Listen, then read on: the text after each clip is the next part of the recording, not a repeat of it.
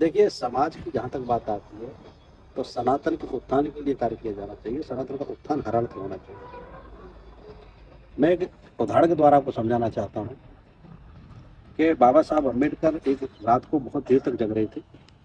तो कोई पत्रकार आया, विदेशी पत्रकार, उन्होंने कहा कि आप इतनी देर तक जगे हैं, क्यों जगे? तो उन्होंने कहा कि मेरा समाज सोया हुआ है, इसलिए मैं जग रहा हूँ। मेरा समाज सोया हुआ है। बिल्कुल।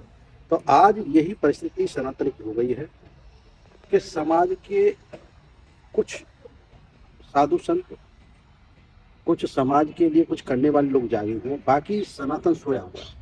ये ज़्यादा उनको हार्ड वर्क करना पड़ रहा है, हाँ, यात्राएं हाँ, निकालनी पड़ रही हैं। इसीलिए समाज के लिए जगाने के लिए यात्राएं निकालनी पड़ रही हैं। समाज के लिए चेतना यात्राएं निकालनी पड़ रही है।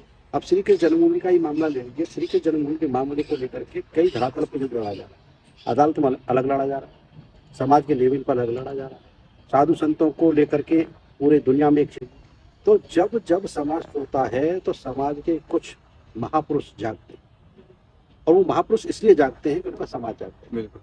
अगर समाज जाग जाएगा तो वो महापुरुष चैन के लिए सोएंगे, आराम से सोएंगे, क्योंकि समाज सोया हुआ है, इसलिए वो जागते, मजबूरी में जागना मजबूरी जागना हार्ड पड़ता है। वर्क करना इसलिए पड़ता भीमराव अम्बेडकर जी का, बाबा साहब का ये उदाहरण बड़ा सार्थक है, और मैं इसे बड़ा ही पॉजिटिव मानता हूँ कि उन्होंने पत्रकार से कहा था कि मेरा समाज सो रहा है, इसलिए मुझे जागना है।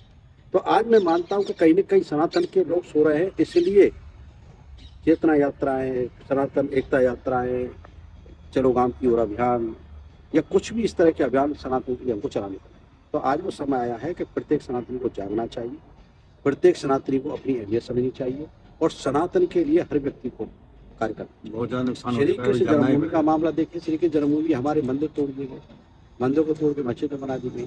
अपने ही मंदिरों को लेने के लिए हमें कितना संघर्ष करना पड़ा, कोर्टों में जाना पड़ रहा है, समाज के सामने जाना पड़ रहा है, आंदोलन खड़े करने पड़ रहे हैं। तो ये बड़ी कहीं ना कहीं हमारे समाज में कई लोग सोए हैं, उस सोने की कीमत हम उठ चुका है।